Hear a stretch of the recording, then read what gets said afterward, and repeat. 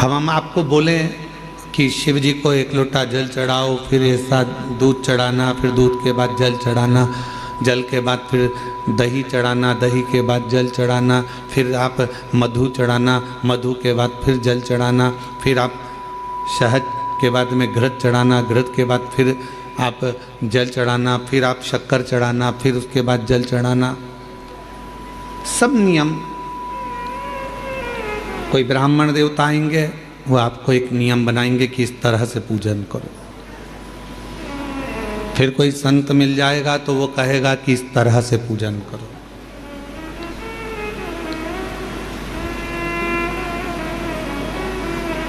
फिर कोई महात्मा मिलेंगे, वो कहेंगे इस तरह से पूजन करो। पर वही बात भीम ने युधिष्ठिर से पूछी कि पूजन का नियम क्या है, हम भगवान शंकर की पूजन कैसे करें, हम भगवान शंकर की आराधना साधना कैसे करें, क्या नियम हो सकता है। अब यहाँ जितनी माताएं बैठी हैं, हम एक एक को खड़ा करके पूछे हैं कि तुम बताओ कि शिव जी की पूजन का नियम क्या है। तो हम दामोदर प्रसाद जी से पूछेंगे, वो अलग नियम बताएंगे, उनके बेटे से पूछेंगे तो वो अलग नियम बताएंगे, बहू से पूछेंगे वो अलग नियम बताएंगे। बोलो सही है कि गलत है। जितने मेरे बाहर जीजियाँ बैठी हैं, जीजा बैठे हैं, जितनी माताएं बैठी हैं, जितने बच्चे बैठे हैं, उनसे पूछेंगे क्यों शिव जी के मंदिर जाते हो, हाँ क्या नियम से पूजन करते हो, तो कहेंगे हम झाड़ू लगा देते हैं, पोछा लगा देते हैं, जल चढ़ाते हैं, बेलपत्र चढ़ाते हैं, ये करते हैं, वो करते हैं। सबका अपना अपना नियम है, सब अपना नियम बता। भीम ने भी युधिष्ठिर से पूछा कि शिव पूजन का नियम क्या है।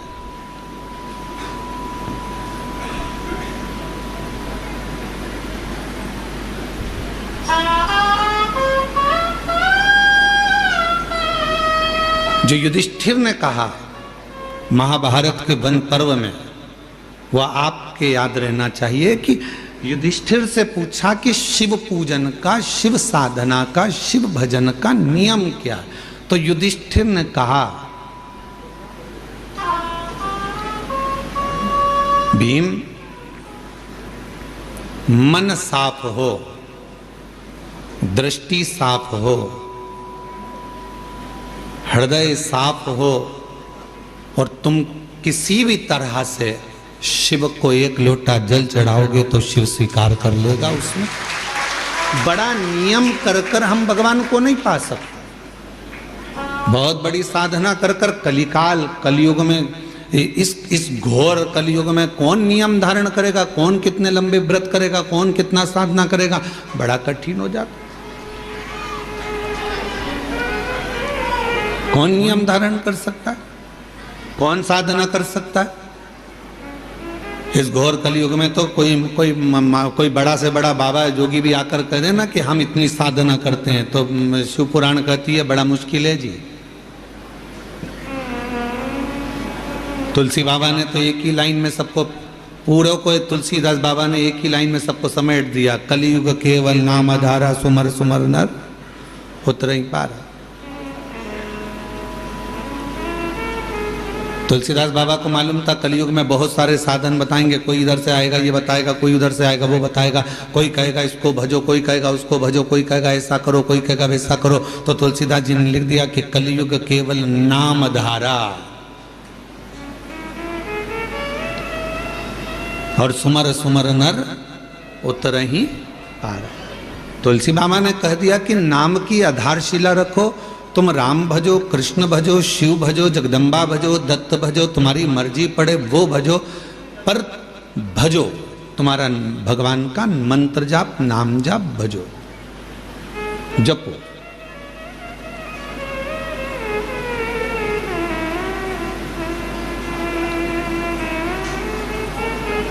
मंत्र जाप, साधना, नाम जाप, कीर्तन ये करो। स्पीकर ऑन चालू करो, बाहर के स्पीकर। और जब मंत्र, साधना, व्रत, हम कुछ भी करें, पर यदि हमारे मन ही पवित्र नहीं है, हमारा हृदय ही पवित्र नहीं है, तो क्या हम शिव को प्राप्त कर सकते हैं? उन्होंने तेरे ही भरोसे बाबा, तेरे ही भरोसे हवा बिच उड़ती जावांगी बाबा, डोर हथो छड़ी कटी जावांगी। भोले मैं तेरी पतंग, शंभो मैं तेरी पतंग, हवा बिच उड़ती जावांगी बाबा, डोर तो छड़ी ना मैं कटी जावांगी। शिव कथा कह रही है कि साधना में मन की पवित्रता होना चाहिए। बहुत लंबी पूजन जमाली हमारे पास, ये भी रखा है, ये भी रखा है, ये भी रखा है, ये भी रखा है, शिव जी को ये भी चढ़ाऊंगी, शंकर जी को ये भी चढ़ाऊंगी, शंकर जी को ये भी चढ़ाऊंगी, और मालूम पड़े मन शुद्ध नहीं है, मन का भाव शुद्ध नहीं है, तो परमात्मा कैसे मिलेगा?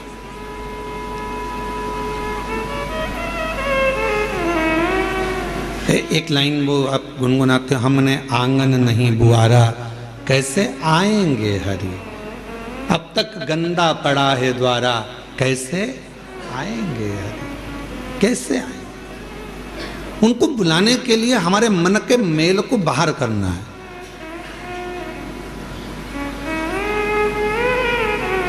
कहां पर आए हो आप लोग कथा श्रवण करने के लिए? बाबा कुबेरेश्वर के धाम, मेरी जीजियों का मायका और मेरे जीजाओं का ससुराल।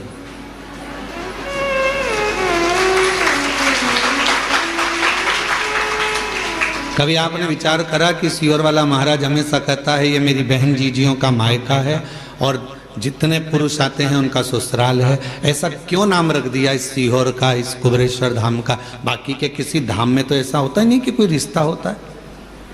किसी धाम में किसी का कोई रिश्ता बता दे कि हमारे काका जी वहाँ रहते हैं, ना मामा जी वहाँ रहते हैं, नाना जी वहाँ रहते हैं। केवल पूरी दुनिया में एक धाम है कुबेरेश्वर धाम, जहाँ रिश्ता निभता है। जितनी मेरी बेटियाँ आती हैं, बहन आती हैं, माताएं आती हैं, उनका ये मायका है। और जितने पुरुष आते हैं, बच्चे आते हैं तो उनके नाना का घर है, और बड़े आते हैं तो उनका ससुराल है। तो ये एक परिवार। क्यों इस भूमि पर ऐसा क्यों है कि यहाँ संबंध है, रिश्ते हैं, नाते हैं। हमने आपका संबंध यहाँ कुबेरेश्वर धाम से इसलिए जोड़ दिया क्योंकि जब भी बहन बेटी अपने मायके में जाती है तो मायके से जब भी आती है तो कुछ ना कुछ लेकर जरूर आती है। बोलो सही है कि गलत है? मायके से पिताजी भेजेंगे बेटी को तो भले एक बिस्कुट का पुड़ा दे दे, चाहे कुछ भी दे दे, एक साड़ी दे दे, नहीं दे तो 2 रुपया, 5 रुपया, 500 रुपया, 1000 रुपया दे, वो भी नहीं दे तो सामान फल फ्रूट मिठाई रखकर भेज देगी माँ बाप, पर कुछ ना कुछ दिए बिना बेटी को अपने घर से भेजते ही नहीं है। और दामाद अगर घर आता है और अगर नवासा घर आता है, नाना नानी के घर में अगर बच्चे आते हैं तो वो भी जाते हैं तो नानी नाना कुछ ना कुछ देकर भेजते हैं। जमाई आया तो उसको कुछ ना कुछ देकर भेजते हैं। इसलिए तो ये बहुत जरूरी है। और जो दामाद बहुत उद्दंडी होता है ना, बहुत लड़ता झगड़ता है बेटी से, तो उसको भी देकर भेजते हैं,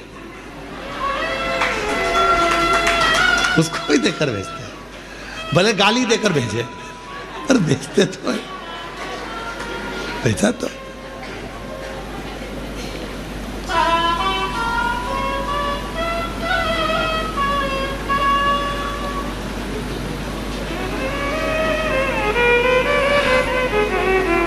हमारे परिवार में जब शादी होती थी तो हमारी परिवार में जब बेटियों की बहनों की शादी होती थी तो वो हमारे माताजी हमसे कई बार कह देती, सुनो आज रात को जागना है तुमको। हमने पूछा क्यों मम्मा? तो कहा कि शाम को वो तुम्हारे वो छोरी है ना अपने परिवार की, उसका ब्याह है ना, तो वहाँ कन्यादान करना पड़ेगा, तो पाँव पूजना पड़ेगा। अब तुम्हारे इधर पाँव पूजते कि नहीं पूजते? जम के तो बोलो पूजते। तो अब रात के समय जब फेरे होते हैं तो पाँव पूजना पड़ेगा। तो हमारी माताजी हमको जगा के रखती थी, और सो भी जाते तो ढूंढ के लाती थी, चलो पाँव पूजो। अब रात को नींद में एक तो काम कर करके थक जाओ, और ऊपर से रात को मम्मा माता जी जगाए और पाँव पूजवाए, तो धीरे धीरे पाँव पूजते पूजते मन में फुसफुसा भी देते थे, देखो जीजा जी पाँव पूज रहे हैं, जब तक पूज रहे हैं, जीजी को दिक्कत आई तो सिर भी पूज देते हैं। अब जीजा टेंशन में है, तो वो पास में जीजी बैठे तो उसको, तो जीजी कह देती है ही ऐसा, है ही ऐसा।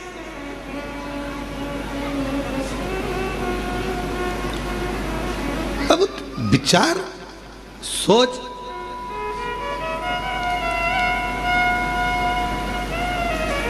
होता है कभी कभी ऐसा स्मरण। एक व्यक्ति बोला कि बहुत पुरानी बात है, हम जब स्कूल कॉलेज में पढ़ते थे उस समय की बात। अब उस समय पर हम 9th क्लास में पढ़ रहे थे, और 9th क्लास में पढ़ते तो वो बोले देखो उनके घर पे कितनी भीड़ होती है, वो उनके घर पे कितनी भीड़ होती है। तो हमने भी हमारे दोस्तों से कहा कि भीड़ लगाना कोई बड़ी बात है, 1 मिनट में भीड़ लग जाती है, उसमें कौन सी दिक्कत वाली बात है। तो क्या ऐसे कैसे लग जाती है। हमने कहा कल तुम एक काम करना, 2 बांस तुम खरीद के लाना, बाकी के घास हम ले आएंगे, सफ़ेद कपड़ा बांध लाएंगे, किसी के घर पे रख देंगे, भीड़ इकट्ठी हो जाएगी, उसमें कौन सी दिक्कत। भीड़ इकट्ठी करना थोड़ी ना बड़ी बात।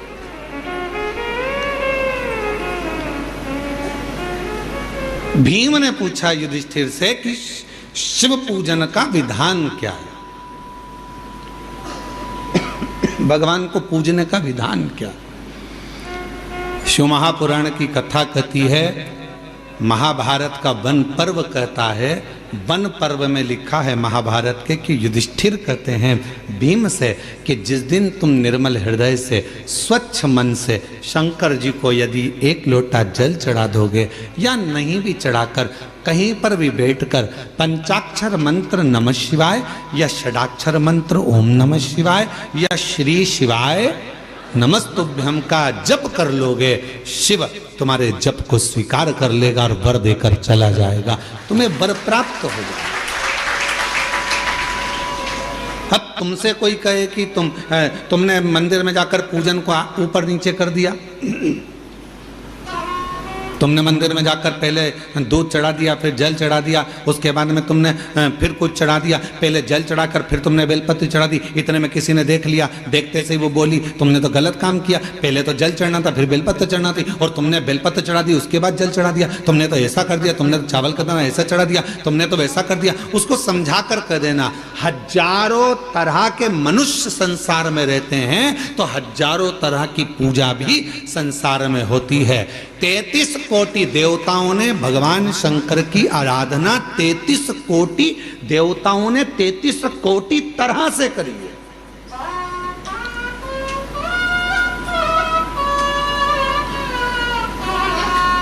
कई लोग हमसे कह देते हैं हमने शिव पुराण पढ़ी है, आप जो बताते हो शिव पुराण में तो कई बार मिलता ही नहीं है, तो हम क्या एक ही पुराण में से बोलते हैं।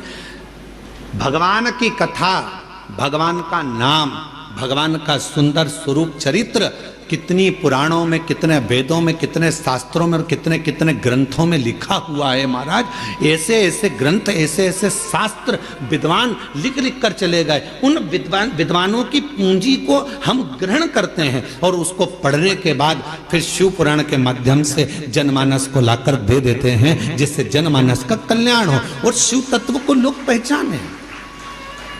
अब कोई कह दे कि हमने तो पढ़ा है, तो उनसे निवेदन कहेंगे 33 कोटि देवताओं ने 33 कोटि तरह से भगवान शिव की आराधना करी। सबका तरीका अलग था, सबका पूजन का विधान अलग था, सबका भजन करने का विधान अलग था। उसी तरह शंकर जी की पूजन के अनेकों अनेक विधान है, शिव जी को रिझाने के अनेक अनेक विधान है, बहुत विधान।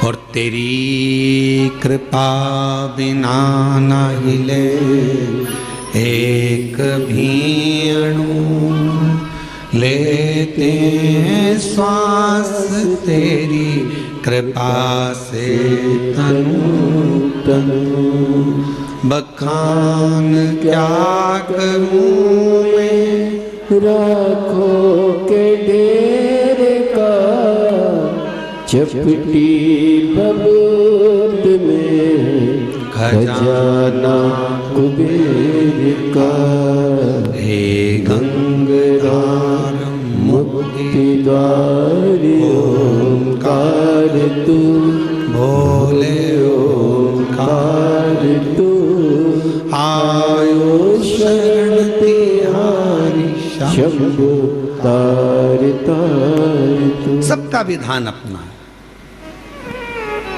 सबका तरीका अपना है, पूजन का नियम सबका अपना है। कभी भी यह मत सोचना कि मैंने इस तरह से पूजन करी भगवान स्वीकार करेगा कि नहीं करेगा। कभी यह मत सोचना कि मैंने भगवान को ऐसे पूजा है, भगवान स्वीकार करेगा कि नहीं करेगा। कभी यह मत सोचना कि मैंने तो इस तरह से व्रत कर लिया, भगवान स्वीकार करेगा कि नहीं करेगा। मैंने तो इस तरह से कथा सुनी, भगवान स्वीकार करेगा कि नहीं करेगा। बस निवेदन है, मन पवित्र रखना, भगवान स्वीकार लेगा।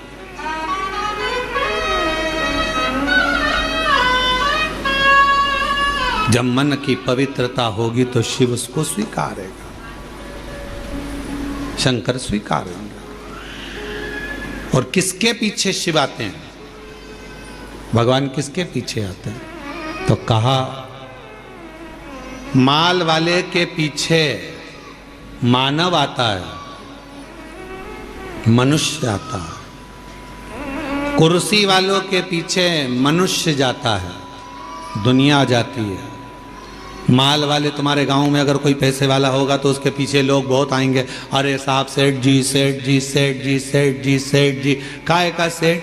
सेठों में सेठ सांवरिया सेठ, बाकी के जितने सब डुप्लीकेट। एक ही सेठ भारी है, वो सांवरिया सेठ है। और जितने अपने आप को सेठ लिखते हैं पक्के डुप्लीकेट हैं। काय के सेठ? जो सांवरिया सेठ ने करा वो आज का सेठ करता है? बोलो जम के। सांवरिया सेठ ने नानी बाई का 56 करोड़ का मायरा भरा था और एक बार के नहीं बोला कि मैंने 56 करोड़ का मायरा भरा। आज का जमाने में जितने सेठ है वो अपनी बहन के घर का भर ले, वो ही बहुत बड़ी बात है। वो अपनी बहन के घर का मायरा भर ले, बहुत बड़ी बात है। और कहने को सेठ जी सेठ जी सेठ जी सेठ जी, कोई सेठ नहीं, सारे डुप्लीकेट। सेठों में सेठ, जम के बोलो जरा, सेठों में सेठ सांवरिया सेठ, बाकी के सारे सेठ डुप्लीकेट। और कई सारे सेठ बैठे होंगे, उनको बुरा लग गया होगा। सेठ है वो। माल वाले के पीछे मनुष्य जाता है, माल वाले के पीछे, कुर्सी वालों के पीछे दुनिया जाती है। दुनिया पैसे वालों के पीछे जाती है, माल वालों के पीछे जाती है और कुर्सी वालों के पीछे जाती है। पर मेरा महादेव माल वाले के पीछे नहीं जाता, मेरा महादेव माला वाले के पीछे जाता है, भजन वाले के पीछे जाता है, आसन वाले के पीछे जाता है। जो माला जपता है मेरा महादेव उसके पीछे चला जाता है, मेरा महादेव उसके पीछे चलता है। अब आपके ऊपर निर्भर करता है, आप माल वाले के पीछे चलोगे कि माला वाले के पीछे चलोगे। माल वाले के पीछे चलोगे तो एक ना एक दिन माल वाला तो तुमको तगड़ी दे देगा, लात मार देगा, निकाल देगा। कुर्सी वाले के पीछे चलोगे वो भी एक दिन लात मारकर निकाल देगा। पर माला वाले के पीछे चलोगे, किसी सदगुरु, किसी संत, साधु, सन्यासी, तपस्वी, साधक, उपासक जो शिव की आराधना में डूबा रहता हो, शंकर की भक्ति में डूबा रहता हो, यदि उसके पद चिन्हों के पीछे चलोगे तो एक न एक दिन मंजिल तक पहुंच जाओगे। क्योंकि महादेव उसके पीछे चल रहा, शिव उसके पीछे चल रहा, शंकर उसके साथ चल रहा।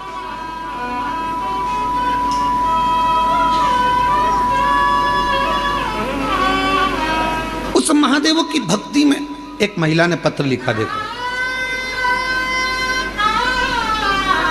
कल एक माता जी ने पत्र लिखा था, उनके यहाँ कितने साल बाद संतान हुई थी?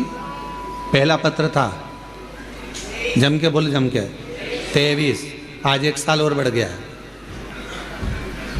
मेरा नाम नर्मदा बाई, पति इंदर सिंह, मैं ग्राम तारपुरा, पीतमपुर, जिला धार, मध्य प्रदेश की रहने वाली हूँ। कहीं बैठी हो और अगर बालक साथ में, बच्चा साथ आया हो तो पीछे वाले रास्ते से लेकर आ सकती हूँ। मेरा नाम नर्मदा बाई, पति इंदर सिंह, मैं ग्राम तारापुरा, पीतमपुर, जिला धार, पत्र को एलईडी पर पढ़ सकते हो, आस्था चैनल पर भी चल रहा है। मध्य प्रदेश की रहने वाली हूँ। मेरी शादी को 24 साल हो गए थे। मेरे घर औलाद नहीं। गुरुजी, किसी के कहने पर कुबेरेश्वर धाम सीहोर का नाम सुना। लोग बोले सब डॉक्टरों को दिखा लिया, तू हताश होकर बैठ गई, अब तेरे घर अगर औलाद नहीं है तो तू एक बार कुबेरेश्वर धाम चली जा। मैंने ये धाम का नाम पहली बार सुना था। मन कर कर पति से कहकर हम कुबेरेश्वर धाम आ गए और यहाँ पर आकर हमने कंकर शंकर की पूजन करी, भूमि का शयन करा, जमीन की मिट्टी को हमने अपने गर्भ से लगा लिया। गुरुदेव, बाबा से प्रार्थना कर कर गई, बाबा मेरी गोद भर देना, सब दूर से हार चुकी हूँ, अब मुझे तो डॉक्टर ने भी मना कर दिया, शादी के 24 साल हो गए, औलाद नहीं। गुरुदेव, यहाँ से दर्शन करके गई, मन्नत मान कर गई और यहाँ से जाकर मैंने सोमवार पशुपतिनाथ का व्रत करना प्रारंभ कर दिया। मंदिर जाती, जल चढ़ाती, नंदी के पास बैठकर उस जल को पी लेती, सफ़ेद आंकड़े की जड़ को बांध लिया। गुरुजी, बाबा की कृपा का मैं क्या गुणगान करूं गुरुदेव। कावड़ भरने के लिए आ गई, कावड़ भरा, शिवजी पे चढ़ा हुआ जल पीकर दोनों पति पत्नी ने विनती करी, बाबा हमारी औलाद नहीं, 24 साल हो गए, तू देना जरूर। यहाँ से गई कावड़ भरकर और जाने के बाद कुछ समय के बाद मेरा गर्भ ठहर गया। गुरुदेव, 2024 में बाबा की कृपा ऐसी हुई कि मैं बाबा की कावड़ भरकर उससे विनय कर कर गई थी। उस समय पर जैसे ही यहाँ से गई तो डॉक्टर को दिखाया तो मालूम पड़ा कि बच्चा दानी में कुछ प्रॉब्लम है। फिर भी मन नहीं माना, डॉक्टर ने कहा इलाज करो, इलाज चालू रखा।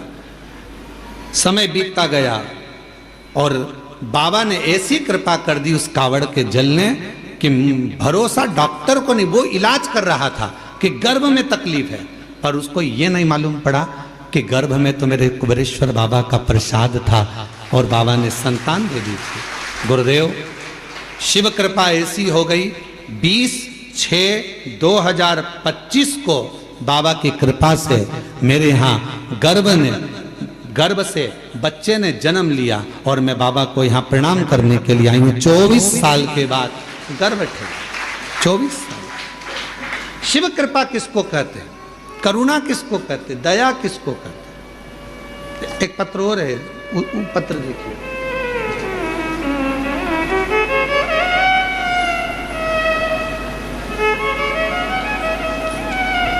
मेरा नाम मीना लोधी, उम्र 35 वर्ष, मेरे पति भरत लोधी कहीं बैठे हों, निवासी बंडा, जिला सागर, मध्य प्रदेश से हैं। अगर कहीं बैठे हों तो बच्चे को लेकर पीछे वाले रास्ते से आ सकते हैं। मीना लोधी, पति भरत लोधी, निवासी बंडा, जिला सागर। हमारी शादी 2006 में हुई थी। 18 वर्ष शादी के हो गए थे गुरुदेव। संतान का सुख नहीं था। डॉक्टरों को दिखाया तो डॉक्टरों ने मना कर दिया कि तुम्हें औलाद नहीं होगी। हम ऐसा, अब जरा पत्र को देखिएगा, तंत्र मंत्र विद्या, दुनिया के सारे उपाय और दुनिया की सारी पूजा, दुनिया का सारा डॉक्टर दिखा लिया पर औलाद का सुख नहीं आया। तब आखिरी में लोग ताने देने लगे। तानों से इतना परेशान हो गई कि गुरुजी, मैंने पूरा विचार बना लिया कि अब मैं स्वयं मर जाऊंगी, प्राण त्याग दूंगी। जिस दिन मैंने प्राण त्यागने का विचार किया, सबसे पहले मैंने एक काम किया कि मरना है, पहले एक बार भगवान के सामने जाकर नमन कर लूं।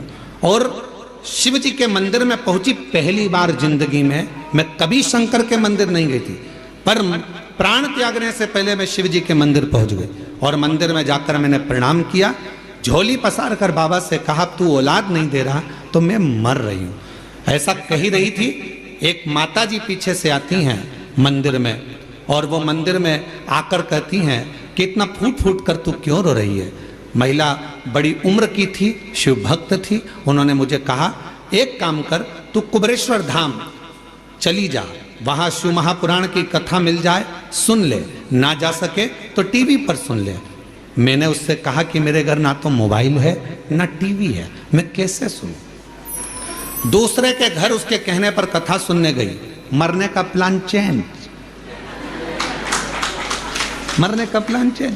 उसके कहने पर पड़ोसी के घर कथा सुनने गई, 3-4 बार गई पड़ोसी के यहाँ कथा सुनने के लिए, तो उनका मुख फूलने लगा। एक दिन कथा में आपने कहा था कि शिव को जल चढ़ाते समय जब आप कुछ मांगोगे तो बाबा देगा। सबसे पहले मैं भूल गई कि बच्चा चाहिए, सबसे पहले मैंने टीवी और मोबाइल मांग लिया, और बाबा से मैंने केवल टीवी और मोबाइल मांगा, और बाबा ने ऐसी कृपा करी 20 दिन निकले और मेरे पति मेरे लिए मोबाइल भी लाए और टीवी भी ला कर रख दी। अब मैं घर पर कथा सुनने लगी, आसन लगाकर बैठ जाती, कथा श्रवण करती, भगवान से प्रार्थना करती, और बाबा ऐसी कृपा हो गई, आंकड़े की जड़ का प्रयोग करा। अब तो मेरे शिव जी पर भरोसा हो गया। रोज मंदिर में पोछा लगाती, बाबा से विनती करती, मुझे संतान का सुख दे दो। बाबा ने मेरी सारी समस्या का हल, एक लोटा जल, और शिव जी की कृपा से 18 साल के बाद, बाबा की कृपा से 11 दिसंबर 2024 को 18 वर्ष के बाद मेरे घर में बाबा ने संतान दे दी। ये शिव कृपा, ये शंकर। एक लाइन अच्छी है, गुनगुनाते अरे लुटा दिया भंडार काशी वाले ने, कर दिया माला माल काशी वाले, जो जैसी भावना लाया वो वैसा ही फल पाया, जो जैसी भावना लाया वो वैसा ही फल पाया, नहीं खालियों से लौटाया वो मन ही मन हर्षाया, और कर दिया माला माल काशी वाले ने, दिया भंडार काशी वाले ने, कर दिया माला माल काशी वाले ने, लुटा दिया भंडार काशी वाले। जिस कामना से आ जाइए, आ जाइए,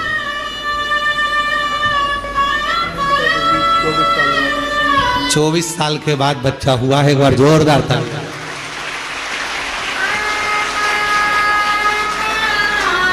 शंभू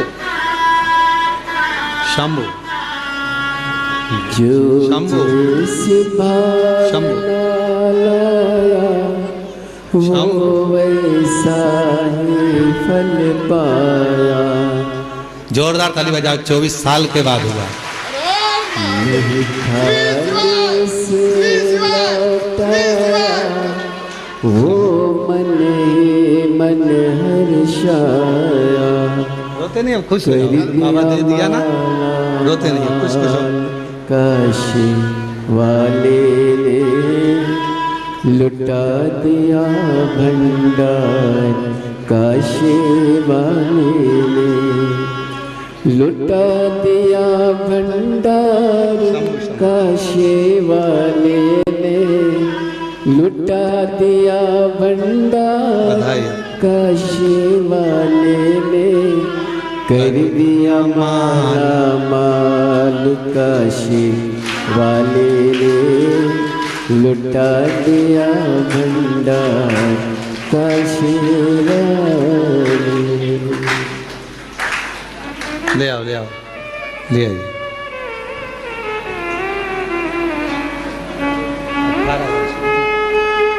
मीना जी लोधी 18 वर्ष के बाद संतान हुई है। बाबा ने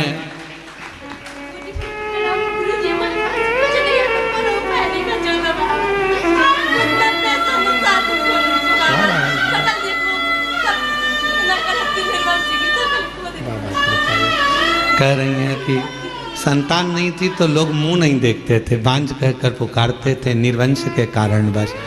इतनी परास्त हो गई थी कि मरने का सोच लिया था। पहली बार शिव के मंदिर गई, माथा टेक रो रही थी तो एक महिला ने आकर कहा कि कुबेरेश्वर धाम चली जा, कथा सुन। रोते नहीं है बाबा।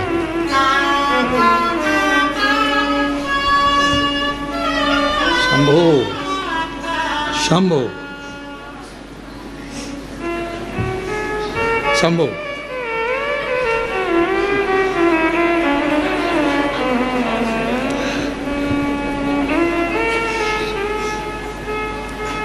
ये लो,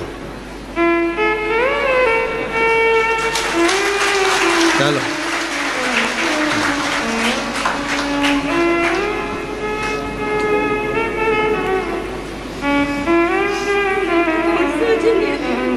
रोते नहीं, अब तो खुश हो जा, बाबा दे दिया, खूब आनंद में आयो।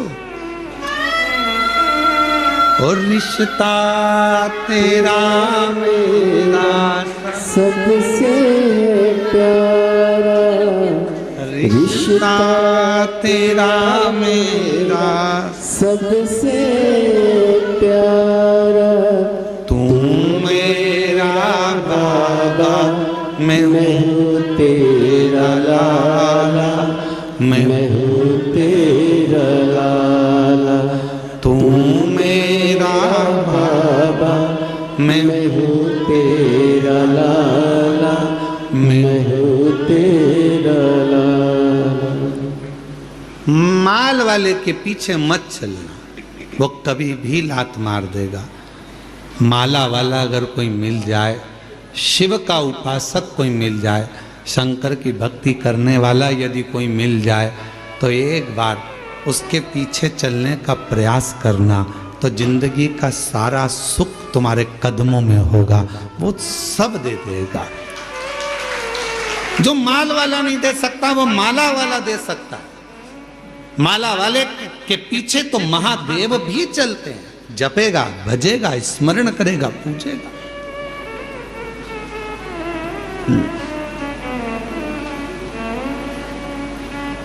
आज पूरी दुनिया,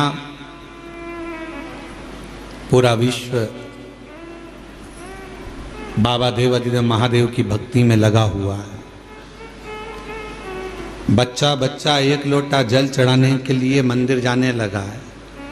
नव युवक बेटा बेटियों के मन में एक उत्कंठा, एक उत्सुकता उत्पन्न होती है कि शिव को मैं जानूं। बुजुर्ग माता पिता के मन में भाव आता है कि टीवी चालू कर दो, मुझे शिव पुराण सुनना है। शिव पुराण। कल एक पत्र था एक बहन का, अब वह पत्र को ढूंढना पड़ेगा बहुत सारे पत्रों में, तो कहीं अगर यहाँ बैठी हो तो वो बिना कथा के रह नहीं सकती, बिना कथा के।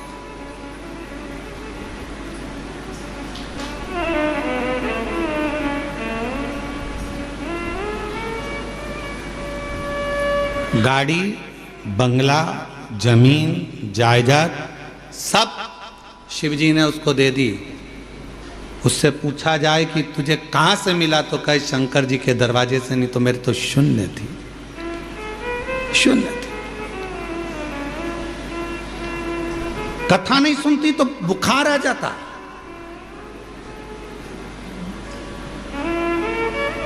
बच्चे लोग परेशान, जब कथा नहीं आती तो बच्चे लोग उसको मोबाइल में चालू कर दे देते कि 5-10 मिनट मेरी माता को सुन लेने दो। वो यहाँ बैठी होगी, बच्चे जहाँ कथा होती है बच्चे लोग कह देते हैं ये नहीं जाएगी तो मर जाएगी, इसको ले जाओ कथा में। बच्चे लेकर आते हैं। बाबा ने दे दिया, सब भंडार भर दिया। अब दिल शिव से लग गया, कुछ सूझता नहीं है। वो फिर वही वाली बात आ गई कि मैं हूँ प्रेम रोगी, मेरी दवा तो करा, जाओ जाओ जाओ काशी वाले को बुला, मैं हूँ शिव रोगी। ये मुझे रोग लगा है भगवान की विरल भक्ति का, भजन का, कथा का, स्मरण का। दामोदर प्रसाद जी कथा करवा रहे। दामोदर प्रसाद जी कि वहाँ जब कथा का क्रम जब वहाँ नहीं हो पाई तो इनके मन में था कथा कैसे होगी, वहाँ परमिशन नहीं, ये नहीं हो रहा, वो नहीं हो रहा। आखिरी में ललकता दामोदर प्रसाद साहू जी के मन में थी, तो धनोरा से भगवान शिव ने इनके मन की बात को जान लिया। शायद धनोरा वासी बड़े किस्मत वाले होंगे जो आज शिव महापुराण की कथा के यजमान बनकर कथा का रस तत्व ग्रहण कर रहे। ये शिव तत्व है, ये भगवान की अविरल भक्ति है।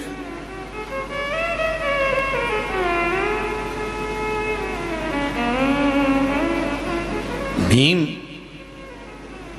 युधिष्ठिर कह रहे हैं, भीम शिव को पाने के लिए सबके अपने अपने तरीके हैं, तुम कौन सा तरीका अपनाओ, कौन सा तरीका?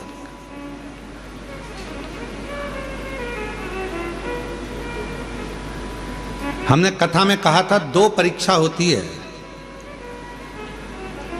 एक होती है लिखित परीक्षा, एक होती है जम के बोलो मौखिक परीक्षा। लिखित परीक्षा में थोड़ी बहुत नकल हो सकती है, पर मौखिक परीक्षा में नकल होगी क्या?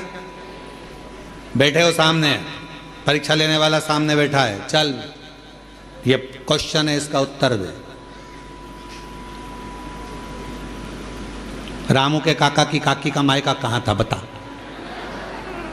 चक्कर खा गया। फिर उसने पूछा रामू कौन,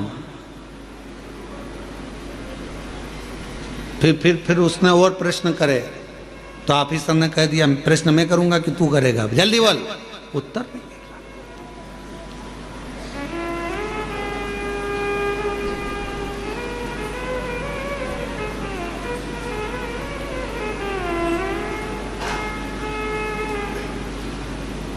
स्मरण क्या करें महाराज? लिखित परीक्षा में नकल हो सकती है पर मौखिक परीक्षा में नकल नहीं होती है। लिखित परीक्षा में नकल कर कर लोग प्राप्त करे ना करे वो अपनी जगह है, और लिखित परीक्षा का एक एक अंक मिलता है, कटता है, फिर मिलता है, कटता है, कुछ मिलेगा कुछ कटेगा। पर मौखिक परीक्षा जब ली जाती है, सामने वाले व्यक्ति को अगर पसंद आ गई उसकी बात, उत्तर, तो समझ लो कि पूरे नंबर अच्छे मिल जाते हैं और पूरा रिजल्ट अच्छा आ जाता है। उसी तरह शिव महापुराण की कथा कहती है, आप अगर लिखित परीक्षा नहीं दे सकते, मतलब आप बहुत घंटों तक बैठकर भजन नहीं कर सकते, तप नहीं कर सकते, साधना नहीं कर सकते, व्रत नहीं कर सकते, उपासना नहीं कर सकते, तो मौखिक परीक्षा करो। अपने घर पर 5 मिनट बैठो और श्री शिवाय नमस्तुभ्यम का जाप करो। जब तुम्हारे मुख से श्री शिवाय नमस्तुभ्यम निकलना प्रारंभ होगा, तब सामने जो एग्जाम लेने बैठा है मेरा देव अधिदेव महादेव, वो तुम्हें पास कर देगा और तुम्हें उन्नति की सीढ़ी पर चढ़ा देगा।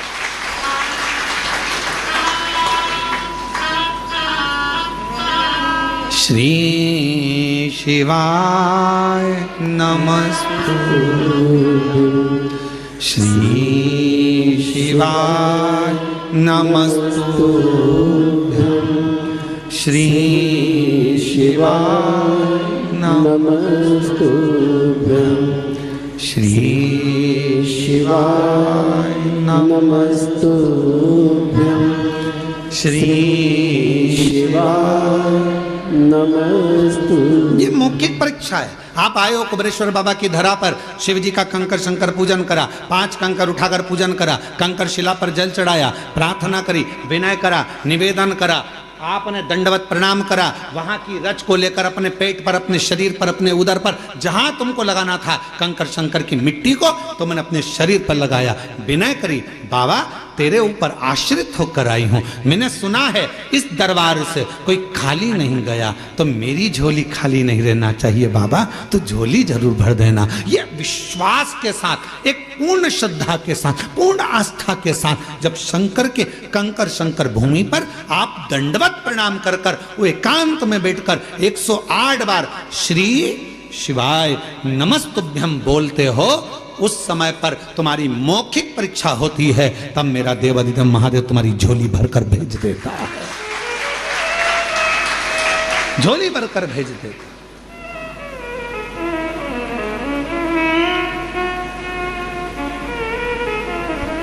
तेरे दरबार की बाबा निराली शान देखी है, तेरे दरबार की बाबा निराली शान देखी है।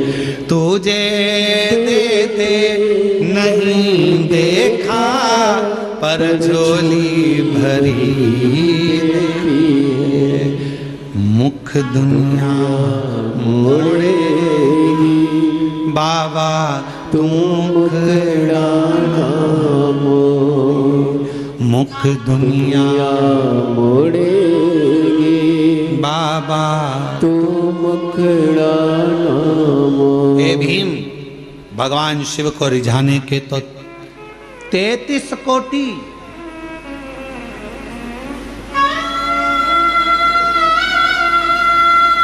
33 करोड़ तरीके हैं शिव को रिझाने के।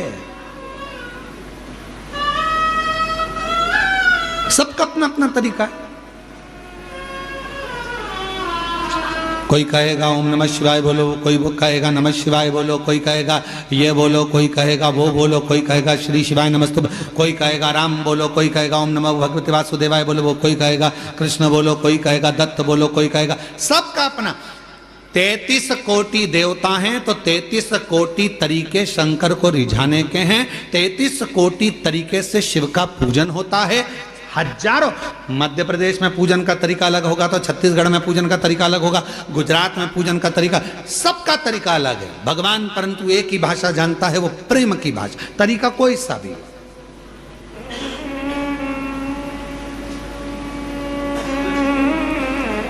गुजरात के लोग क्या बोलते हैं, कौन सी भाषा? छत्तीसगढ़ वाले बोलो बोलो बोलो छत्तीसगढ़िया। पंजाब के, हरियाणा के हरियाणा, महाराष्ट्र के मराठी, बंगाल के बंगाली, सब तेलंगाना के तेलंगी, जो भी भाषा आपकी बोलने वाली है, आंध्रा की अपनी, यहाँ की अपनी, वहाँ की। अब हमें एक बात तुम बताओ रे, जितने बैठे हो सब बताओ, और जितने आस्था चैनल पर सुन रहे हो वो भी बताओ, भगवान को कौन कौन सी भाषा आती होगी? जरा विचार करो।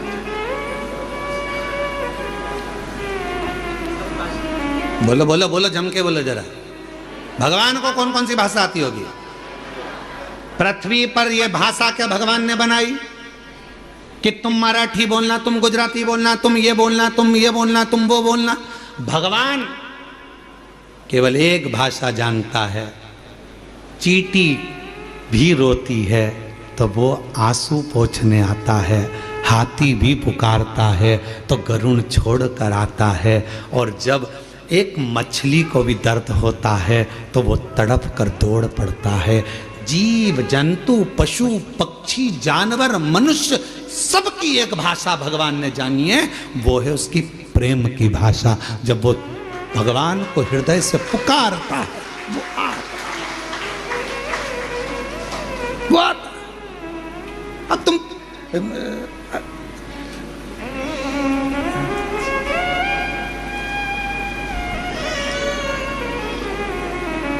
अब एक व्यक्ति अमेरिका से भारत आया, घूमते घूमते वो भारत की गलियों में घूम रहा था और सामने से कुत्ता आ गया और कुत्ता उसके पास आ रहा था। अब अंग्रेजी में कुत्ते को बोले, please please please please don't touch me please. अब कुत्ते को बोले तो कुत्ते को समझ में आए, कुत्ता और उसके पास में आए। इतने में एक व्यक्ति चिल्ला कर बोला हाय, कुत्ता भाग गया।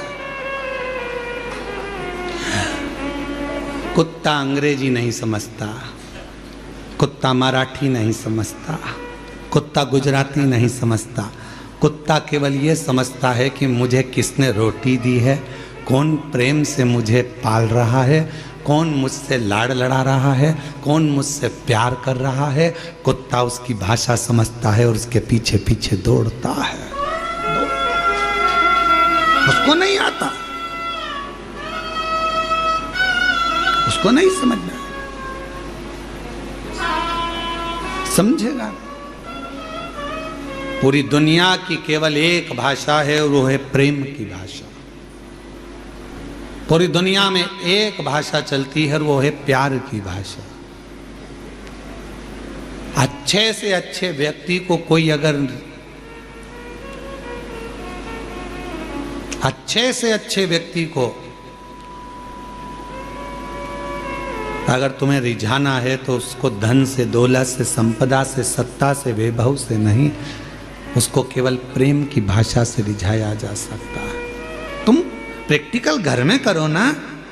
एक बार चिढ़कर बोल दो अपने पति से, देखो मेरे को सामान ला कर दे देना, पहले बोल दे रही हूं। वो चिढ़कर जवाब देगा और एकदम प्यार से सिर पे पल्लू लेके बड़े प्रेम से, ए जी आज मुझे बुला दोगे क्या? इतनी स्माइल में बोलोगे तो वो तुरंत फोन लगाएगा। क्यों, कहाँ है तू? अरे तेरी भाभी को जरा ये सामान चाहिए, ला देगा क्या? इतनी फास्ट, गया ही नहीं, सामान दरवाजे पे आ गया। प्यार की भाषा में, स्नेह की भाषा में समर्पण होता है। पुकारो उसको प्रेम से, हृदय से। जब आप लोग आंख बंद कर लेते हो, भगवान को दिल से जब हृदय से कहते हो, भोला सब दुख काटो, ओ भोला सब दुख काटो। कितने प्रेम से जब आप पुकारते हो, स्नेह से आप पुकारते हो, वो स्वीकार करता है। कल शाम के समय आरती के पहले लगभग आरती होने वाली होगी 6:30 बजे के आरती का टाइम होता है, प्रदोष काल की आरती का 6:30 बजे। उस समय पर कुछ माताएं वो आम के पेड़ के साइड में बैठी बैठी भजन गा रही थी, बड़े प्रेम से गा रही थी, इतनी स्वर में। और कम से कम 8-10 होंगी और कुछ नहीं था उनके पास, फिर भी वो भगवान को तेरी कृपा का कब किस पर हो जाए जरा सी हम पर कर दो। हाँ, वो भजन गा रही थी तो हमने आशीष से कहा, आशीष इतने प्रेम से गा रही है, आज शंकर भगवान इसको देख ही मानेंगे, पक्का है, इससे कृपा कर कर ही माने। इतने प्रेम से, कोई सुने ना सुने, पंडाल में बैठी है, मंदिर प्रांगण में बैठी है, हम आपसे भी कहेंगे मंदिर प्रांगण के अंदर कहीं बैठे हो, 10 माताएं मिल गई, 15 माता मिल गई, 5 मिनट 10 मिनट जो भजन आपको आता है उसको गुनगुनाया करो, उसका स्मरण करा करो, उसकी भक्ति करा करो। आए हो अपने बाप के घर में, अपने पिता के घर में, तो यहाँ खुश रहकर, अलमस्त रहकर 5 दिन की कथा है। आज तीसरा दिन हो जाएगा। कल कथा का समय यही 2 बजे से 5 बजे तक हो जाएगा। कल कथा की शिवरात्रि हो जाएगी और परसों के दिन सुबह 8 बजे से 11 बजे तक कथा होकर 11 बजे बाबा का अन्नकूट प्रसाद प्रारंभ हो जाएगा। सब अपने अपने घर भोजन प्रसाद पाकर चले जाएंगे। हो गई कथा, 5 दिन पूर्ण हो जाएंगे, मालूम ही नहीं पड़ेगा। और कई लोग ऐसे भी हैं कि झगड़े में निकल जाएंगे, ये मेरी जगह, ये मेरी जगह, ये मेरी जगह, ये मेरी जगह, हट तू इधर से, तू उधर, और झगड़ा कर रहे हैं, लड़ रहे हैं। सामान कौन का, सब गए अपने अपने।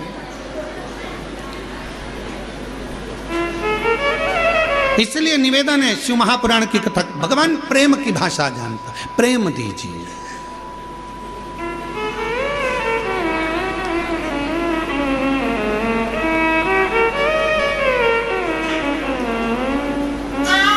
और जब शिव प्रेम की भाषा से रीझते हैं, प्रेम की भाषा से, भगवान शंकर को केवल प्रेम की। आप कैसे जल चढ़ा रहे हो, आप कैसे रिझा? एक पत्र है, अच्छा है, देखिए।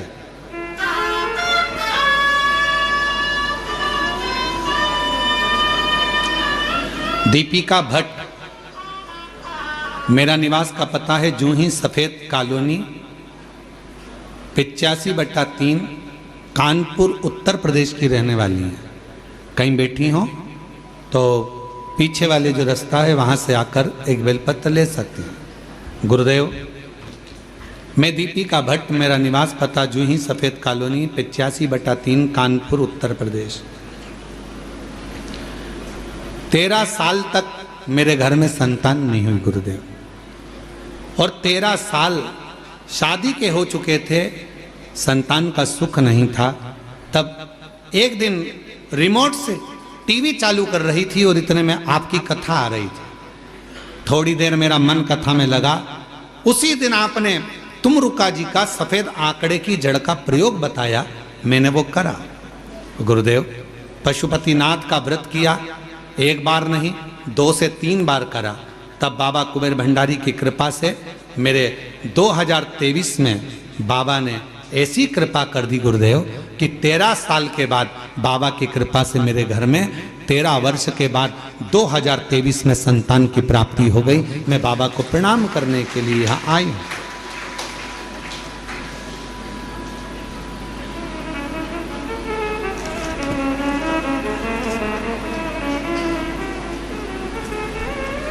जो जैसी भावना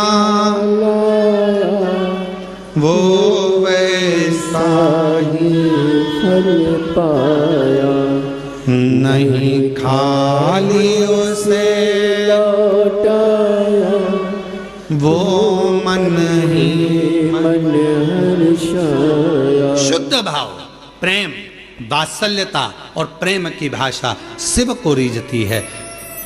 स्वयं युधिष्ठिर ने भीम से यह कहा कि तुम भगवान शिव को अगर रिझाना चाहते हो तब करोगे, रीझेगा नहीं रीझेगा मालूम नहीं, साधना करोगे रीझेगा नहीं रीझेगा पता नहीं, पर मन की निर्मलता होगी।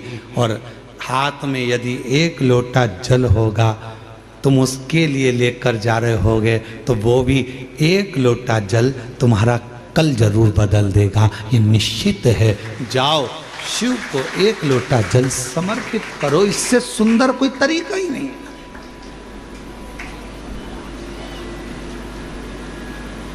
इससे सुंदर तरीका क्या हो सकता है? और आप सबसे निवेदन करें, फिर निवेदन कर रहे हैं, माल वाले के पीछे नहीं, माला वाले के पीछे चलो, भजन के पीछे, स्मरण के पीछे, भक्ति के पीछे। और जब प्रेम जब अनंत हो गया, रोम रोम संत हो गया। प्रेम जब अनंत हो गया, रोम रोम संत हो। जब प्रेम बढ़ जाता है, स्नेह बढ़ जाता है, तब परमात्मा मिल जाता है। संत केवल कपड़े बदलने से संत नहीं हो जाता, बहुत सारा तिलक लगा लिया तो संत नहीं हो जाता, लंबे लंबे बाल बढ़ा लिए तो संत नहीं हो जाता, पूरे चेहरे पर चंदन पोत लिया उससे कोई संत नहीं हो जाता, बहुत सारी माला पहन ली उससे कोई संत नहीं हो जाता, अपने कपड़े को चेंज कर लिया उससे संत नहीं हो जाता। कपड़ा बदलने से कभी भगवान नहीं मिलता, कलेजा बदलने से महादेव मिल जाता है, कपड़े से नहीं मिला है। कपड़ा बदलने से मेरा महादेव कभी नहीं मिला कि कैसा भी कपड़ा पहन लो। कई लोग पूछते भी हैं, क्यों गुरुजी शंकर जी के पूजन में सफेद कपड़े पहनना चाहिए कि पीला पहनना चाहिए कि नीला पहनना चाहिए, लाल पहनना चाहिए कि हरा पहनना चाहिए? हम उनसे कहते हैं तुम्हारी मर्जी हो, जैसा पहनो, जो होगा तुम्हारे घर में वो पहनो। हम काय को बोले कि ये कपड़ा खरीद के लाओ और फिर पहनो, मालूम पड़े तुम्हारे पति और हमको ढूंढते फिर रहे हो।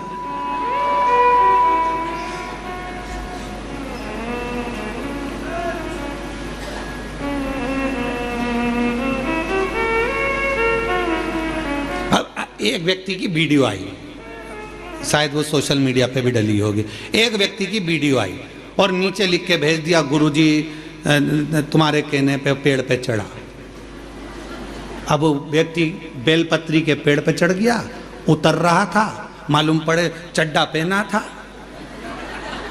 और वो बेलपत्री के पेड़ पे चढ़ा और उतरते उतरते खूंटे में उसका चड्डा फंस गया। अब वो ओंधा नीचे लटका, चड्डा ऊपर लटका। अब उसके घर के लोगों ने देखो तुम्हारे कहने पर वो बेलपत्री के पेड़, सीहोर वाले महाराज ने एक बार भी अपनी कथा में नहीं किया कि तुम बेलपत्री के पेड़ पे चढ़ो। बोलो बोलो, बोला क्या? वो पीछे वालों, बोलो बोलो, बोला कभी? सीहोर वाले महाराज ने एक ही बात कही कि बेलपत्री का पौधा लगाओ, और एक और बात कही कि बेलपत्री का पौधा लगाओ, पर इतना याद रखना बेलपत्री की कोई डंडी भी मत तोड़ना, बेलपत्र के वृक्ष में से बेलपत्र तोड़कर लेकर आना, बेलपत्र के वृक्ष को चोट नहीं पहुंचना। अब तुम तो पूरे ही चढ़ गए ऊपर।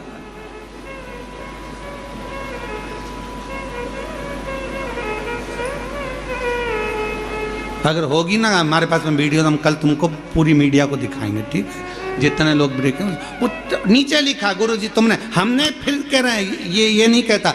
आजकल सीहोर वाले गुरुजी की वॉइस कैच करी जाती है और गुरुजी जैसा बोलते हैं तो गुरुजी का तो फोटो लगा दिया जाता है। वो कौन सा जमाना है रे, एआई का जमाना। तो वो गुरुजी का फोटो लगा देते हैं और आवाज गुरुजी की निकाल के ना जाने कौन सी एआई आई, ऐसी बाई ना जाने कहाँ से आई, वह एआई।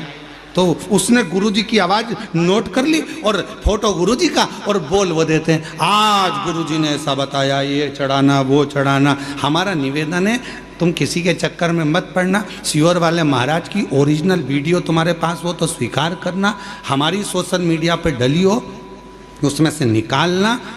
त्यौहार पाता है तो हमारी सोशल मीडिया पे हम वीडियो जरूर डालते हैं, उसमें से निकाल कर फिर उसको सुनना कि गुरुजी ने बोला कि नहीं बोला। नहीं तो आजकल तो चेहरा लगा लगा के लोग नया नया काम कर रहे। तुम्हारी पहचान की अगर ये आई बाई कहीं मिल जाए तो सीहोर जरूर लेकर आओ, तो उससे पूजन कर। कहाँ तुम? हम तो चलते हैं। शिव तत्व को प्राप्त करिए, भगवान शंकर की आराधना करिए, शिव बाबा को केवल प्रेम के भाव से। कोई कहे कपड़ा बदल लो, नहीं कलेजा बदल लो। कोई कहे ये लगा लो, कोई कहे वह लगा लो, कोई कहे ऐसा करना पड़ेगा, शिव की आराधना करना है तो इतना व्रत करना पड़ेगा, इतनी साधना करना पड़ेगी। उससे कह दो हमें कुछ नहीं आता, हमें तो एक चीज आती है, मुख से कहेंगे श्री शिवाय नमस्तुभ्यम और सवेरे भरेंगे एक लोटा जल, इसके सिवाय हमें कुछ नहीं आता। बोल बम का नारा है, बस इतने में कल्याण तुम हो गया काम। और कभी कभी जोरदार तरीके से हार, बस। तुम्हें बोलने के लिए मना नहीं है। हाँ, हम पहले जो नहीं बोलता था तो हम मुख से कहते थे बोलना चाहिए, दोनों हाथ उठाकर हार हार। पहले हमारी आदत थी, हम ऐसा बोलते थे कि दीन बंधु दयालु दया कीजिए, जो हर हर महादेव नहीं बोले उसको उठा लीजिए। परंतु हमने बोलना बंद कर दिया क्योंकि कई लोग हेडफोन लगा के गाड़ी में चलते हैं, बाइक चला रहे होते हैं, तो वो उन्होंने पत्र लिखा, गुरुजी तुम बोलते हो कि दोनों हाथ उठाकर हर हर महादेव बोलो, नहीं तो भगवान उठा लेगा। तो हमको गाड़ी खड़ी करना पड़ता है, बीच चौराहे पे हर हर बोलना पड़ता है, तो आसपास वाले चक्कर खा जाते हैं, इसको कहीं मिर्गी का दौरा तो नहीं आ गया। तो तुम्हारे इनके चक्कर में हमने ऐसा बोलना बंद कर, पर तुम बीच बीच में बोल सकते हार, बाबा का नाम पुकारो, तो ये दिल से पुकारो। प्रेम, करुणा, वात्सल्य, स्नेह शिव को प्रिय है। और जब ये मिल जाता है तो मेरा ओ घरदानी हो के नंदी पैसा काशी नगरी से आया है मेरा भोलेनाथ, सुन के भक्तों की पुकार हो गए नंदी पे सवार, काशी नगरी से आए है मेरे भोलेनाथ, सुन के भक्तों की पुकार। हो गए नंदी पे सवार, काशी नगरी से आए है मेरे भोलेनाथ, सुन के भक्तों की पुकार। हो गए नंदी पे सवार, काशी नगरी से आए है मेरे भोलेनाथ।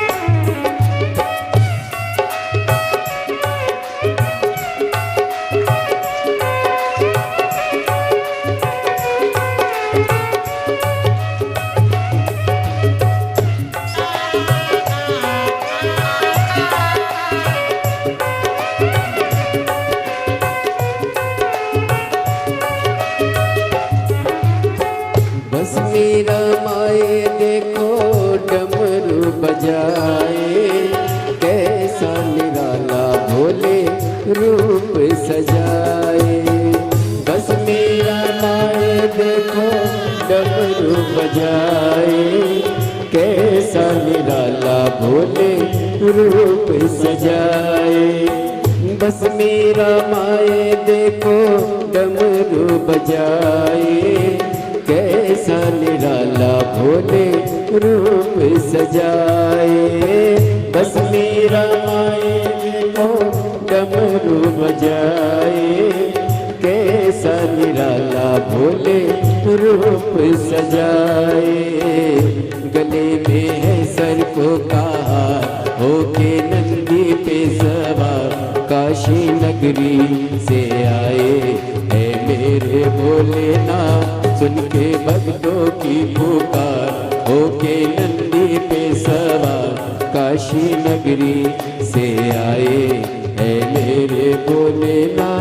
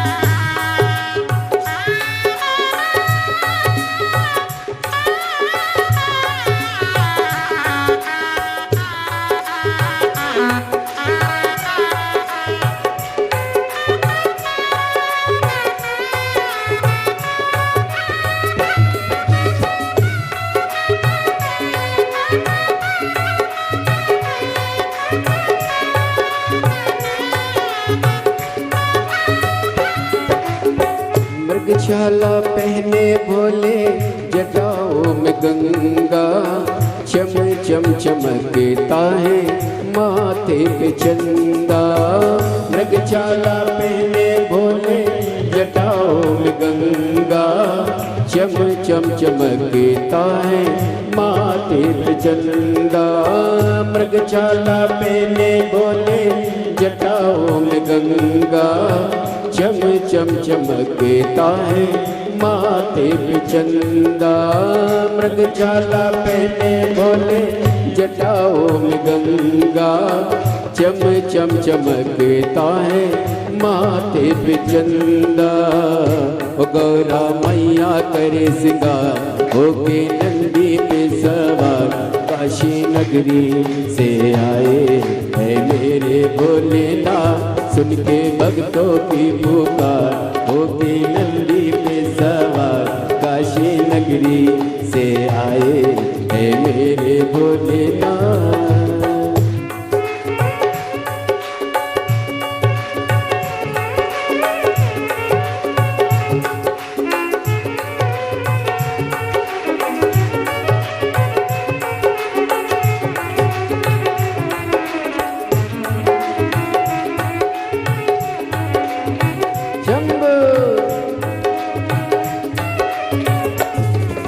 भोले शंभो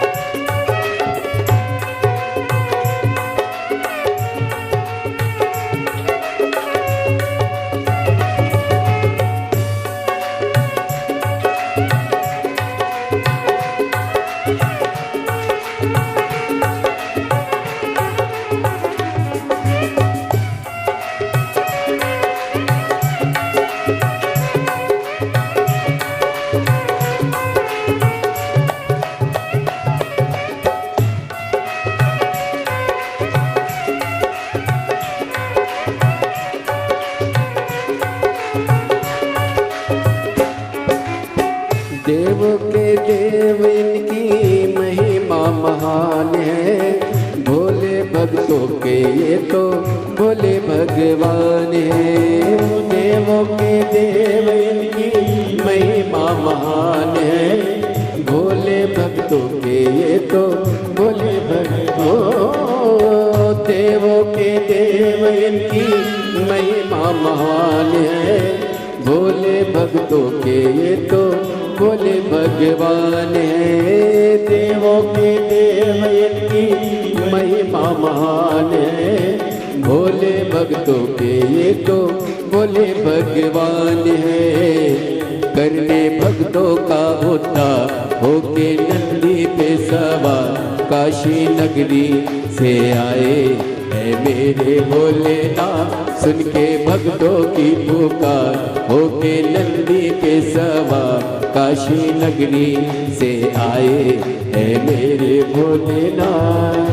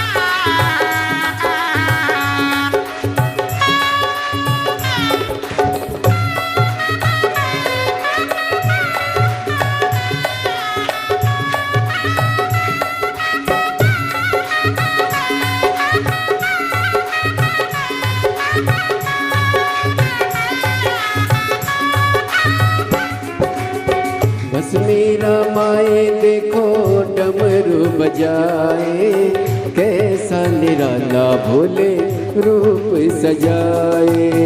बस मेरा माए देखो डमरू बजाए, कैसा निराला भोले रूप सजाए। बस मेरा माए देखो डमरू बजाए, कैसा निराला भोले रूप सजाए। बस मेरा माए देखो डमरू बजाए, कैसा निराला भोले रूप सजाए। गले में है सर्प का होके नंदी पे सवार, काशी नगरी से आए है मेरे भोलेनाथ। सुन के भक्तों की पुकार होके नंदी पे सवार, काशी नगरी से आए है मेरे भोलेनाथ। सुन के भक्तों की पुकार होके नंदी पे सवार, काशी नगरी से आए है मेरे भोलेनाथ। सुन के भक्तों की पुकार होके नंदी पे सवार, काशी नगरी से आए है मेरे भोलेनाथ। अपने स्थान पर बैठकर बाबा देवाधिदेव महादेव से अपने हृदय की बात कहिए, दिल से विनय करिए, प्रार्थना करिए। बाबा को अपने मन का भाव कहो, विनय करो, निवेदन करो, विनती करो।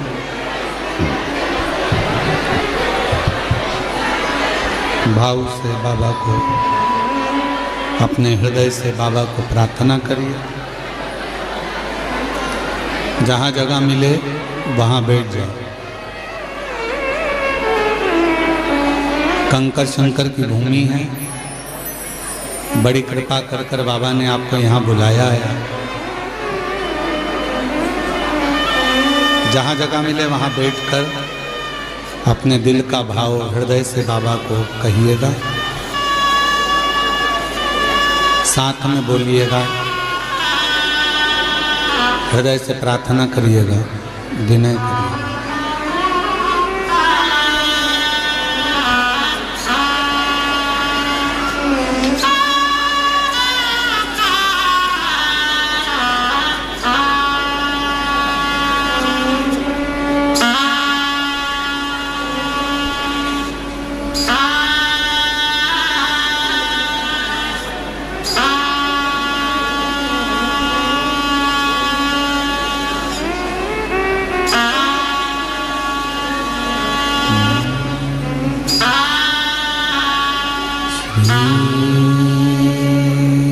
शिवाय नमस्तुभ्यं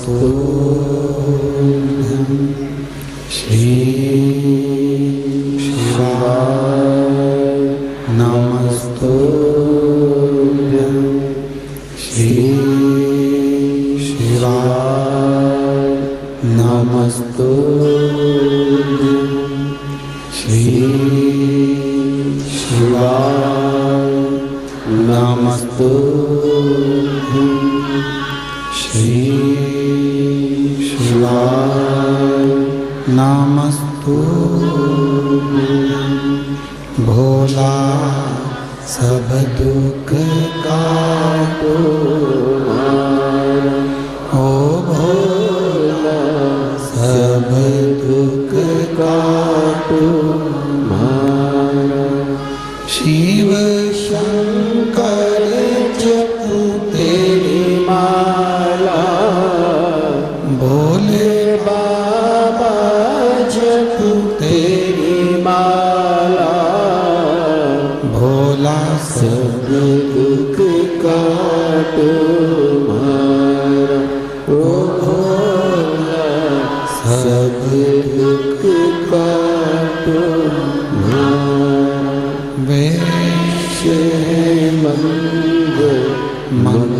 मंगलकारी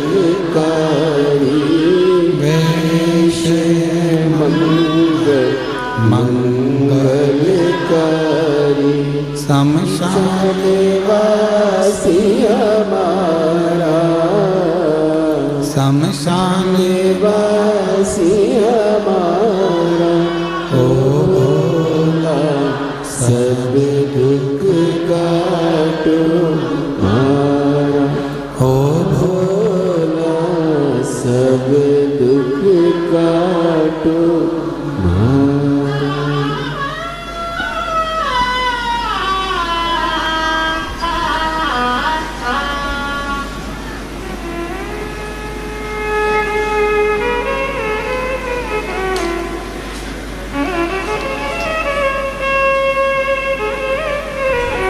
बाबा देवादिदेव महादेव भगवान शिव ओगरदानी त्रिकालदर्शी कैलाशी विनाशी भगवान शंकर की पवित्र कथा कर रही है। शिव महापुराण की कथा वर्णन कर रही है, शिव कथा कह रही है। युधिष्ठिर ने भीम को भगवान शिव की भक्ति का तरीका बताया।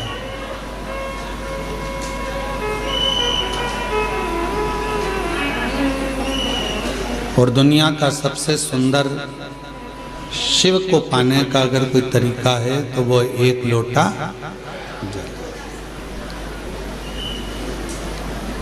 हृदय से भाव से प्रार्थना कर कर निवेदन कर कर विनय कर कर विनती कर कर बाबा को कहे।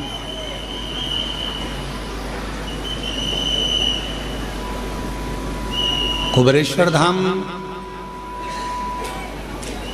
जब आप आया करें तो बाबा से बोला करें कि मेरे सुख में और मेरे दुख में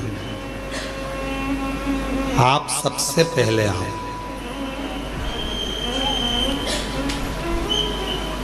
क्यों? सुख में अगर भगवान आएंगे पहले और दुख में पहले आएंगे तो दोनों में लाभ आपका है। सुख में आएगा मेरा शंभु मेरा त्रिकालदर्शी कैलाशी अविनाशी तो आनंद पाएगा, और दुख में अगर भगवान शिव पहले आ गए तो फिर दुख वहां रह नहीं सकता, दुख वहां रहेगा ना। ऐसा प्रसंग शिव महापुराण में आता है कि जब दक्ष प्रजापति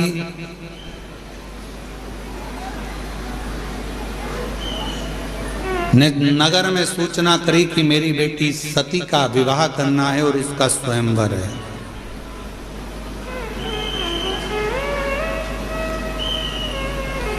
सती का स्वयंवर। बड़े बड़े वीर वीर देवता आए, राजा आए, स्वयंवर के लिए पहुंचे, क्योंकि माता सती का स्वयंवर कोई साधारण बात नहीं है और दक्ष प्रजापति की बेटी है।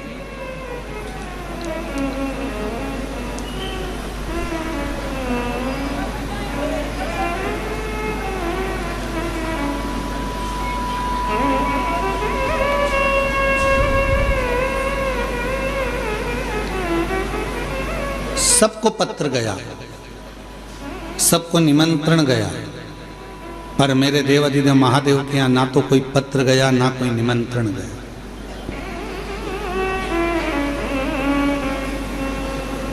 और माता सती स्नेह किसको करती हैं, प्रेम किसको करती हैं? शिव को।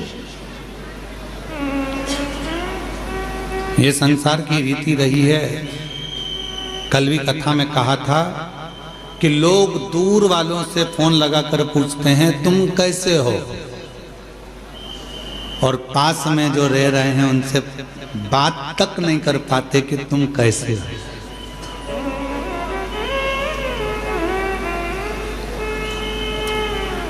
ये दुनिया की रीत है, किसी एक की रीत नहीं है, ये दुनिया की रीत है।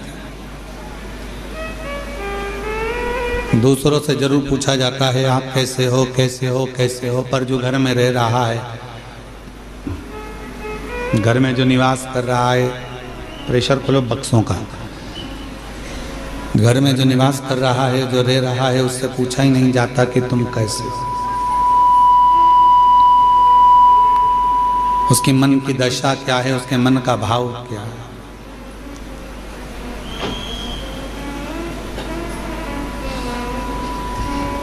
किसी ने बहुत अच्छी बात कही कि खिलौने वाला खिलौना बेचता है,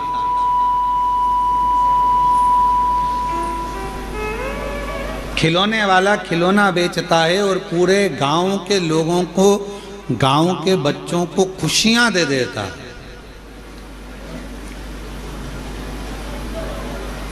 और वो खिलौने वाला जब खिलौना बेचकर गांव के बच्चों को खुशियां दे देता है तो उन गांव के बच्चों के चेहरे की खुशी थोड़ा सा धन देती है, और वो धन से उस खिलौने वाले के घर के बच्चों के चेहरे पर भी खुशी आ जाती है, उनके चेहरे पर भी प्रसन्नता आ जाती है, उनके चेहरे पर भी स्माइल आ जाती है, उनके चेहरे पर भी प्रसन्नता आ जाती है। शिव पुराण कहती है कि आप किसी को प्रसन्नता दोगे तो आपको प्रसन्नता मिलेगी, आप किसी को अच्छा दोगे तो आपको अच्छा मिलेगा। और गाली देकर देख लो, गाली भी मिलेगी और बोनस भी मिलेगा।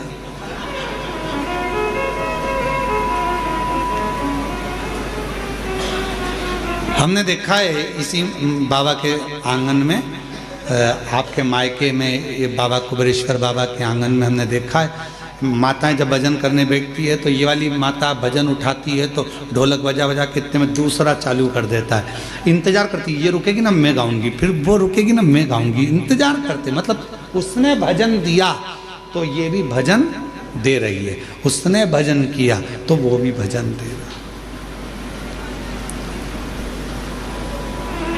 धनोरा वालों की भी आपकी भी टीम आई हुई है भजन के, कुछ बुजुर्ग लोग, कोई पुरुष लोग, हारमोनियम और ढोलक यहीं के वो धनोरा वाले ही आए हैं क्या?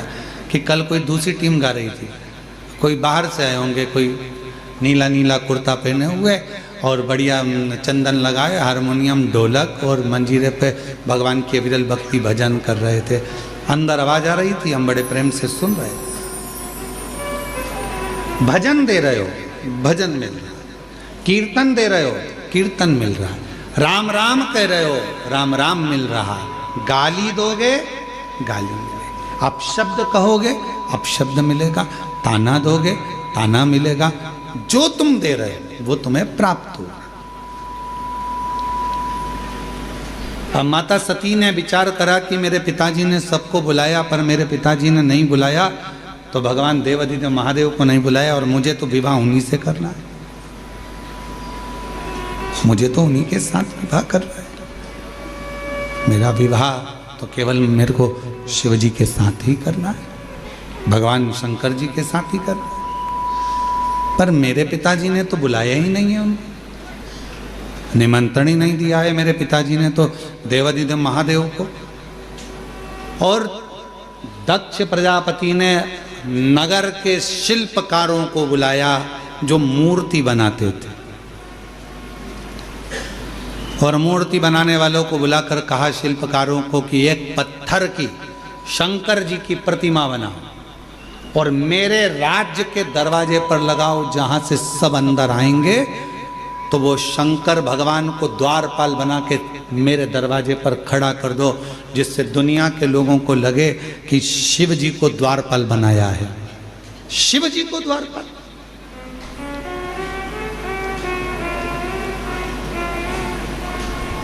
शिल्पकारों ने समझाया दक्ष प्रजापति को, ये क्या कर रहे हो, ये अच्छी बात नहीं है। भगवान देवादिदेव महादेव की मूर्ति बनाकर दरवाजे पर बिठा देना, ये कहां की रीति है।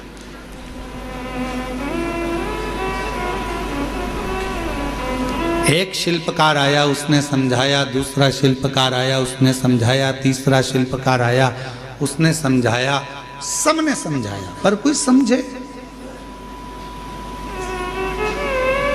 इस व्यासपीठ से एक निवेदन करूं आप सबसे,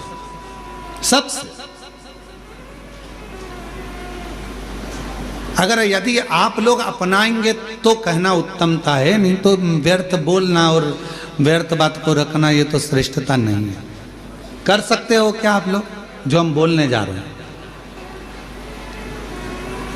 किसी के घर अब शादियों का सीजन चालू होगा, और शादियों के सीजन में शादी जब होती है, बड़े बड़े गार्डन में, बड़े बड़े गार्डन हैं, होटल हैं, धर्मशाला हैं, जहाँ विवाह होता है, जहाँ से लोग एंट्री करते हैं, अंदर प्रवेश करते हैं, वहीं पर अंदर आने की जगह पर भगवान की मूर्ति आजकल गार्डन वाले फिट कर देते हैं। बोलो सही है कि गलत है?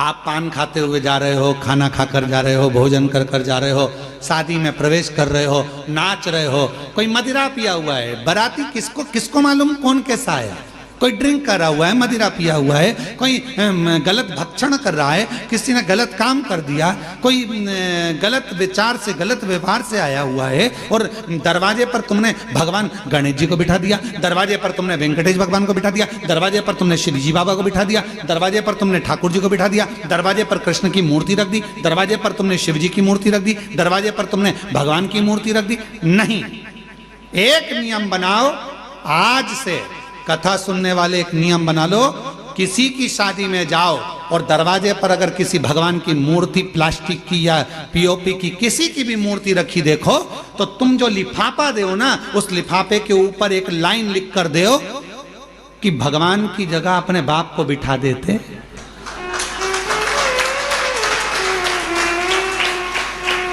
परमात्मा को दरवाजे पर तुम्हारी अगवानी करने के लिए बिठाया। यह सनातन धर्म है, यह हिंदू धर्म है, यह श्रेष्ठता नहीं है। हम अपने पिताजी को अंदर सोफे पर बिठाते हैं, हम अपने दादाजी को सोफे पर बिठाते हैं, हम अपने बुजुर्गों को अंदर घर में बिठाते हैं, आदर करने के लिए अंदर बिठा, और भगवान को तुमने दरवाजे पर लाकर बिठा दिया। कहीं गणेश जी रख दिए, कहीं किसी ने ये वाले देवता रख दिए, किसी ने वो वाले देवता रख दिए। किसी भी देवता को शादी की एंट्री में, शादी के प्रवेश में दरवाजे पर नहीं होना चाहिए। ना जाने कैसे कैसे लोग आते हैं, वहीं पान खाते, थूकते, वहीं दारू पीते, मदिरा पीते, निकल कर जाते, और हमारे देवता उनकी अगवानी करके लिए खड़े हैं। ये कौन सा नहीं, ये ठीक नहीं, गला पकड़ रहा है, ये श्रेष्ठता नहीं है, ये ठीक नहीं है। दरवाजे पर कोई देवता नहीं होना चाहिए। लिख दो लिफाफे के अंदर, अंकल जी हम आपकी शादी में आए थे, बेटे की शादी आपने करी, पर हमको अच्छा नहीं लगा, आपने भगवान को दरवाजे पर द्वारपाल बनाकर बिठा दिया, ये हमको ठीक नहीं लगा।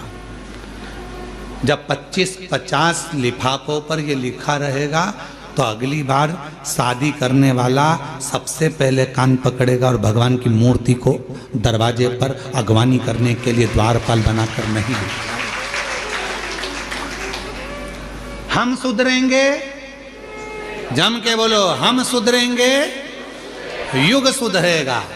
पहले सुधरना हमें अपन को पड़ेगा।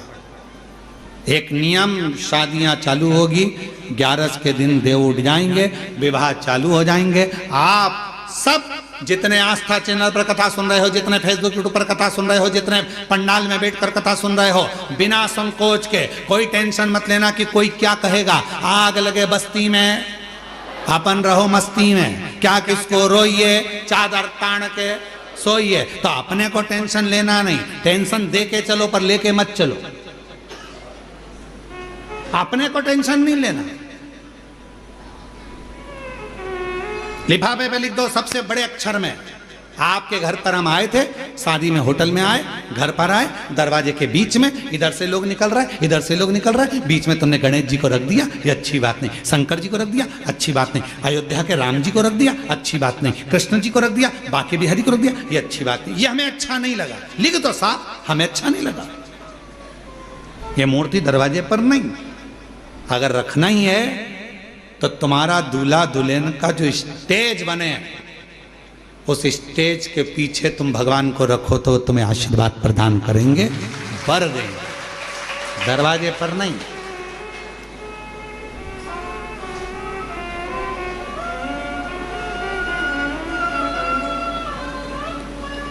थोड़ा सुधार, और यदि थोड़ा सा भी हम अपनी जिंदगी में सुधार लाएंगे, हम अपने जीवन में थोड़ा सा भी सुधार लाएंगे, हम अपनी ज़िंदगी में थोड़ा सा भी अगर सुधार लेकर आएंगे, तो ये निश्चित है कि हमारा प्रदेश, हमारा देश सुधरेगा जरूर।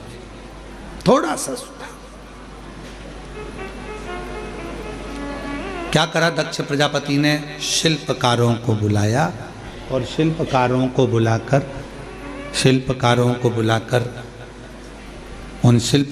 बुलाकर शिव जी की मूर्ति, शिव जी की प्रतिमा बनवाई, शंकर जी की प्रतिमा।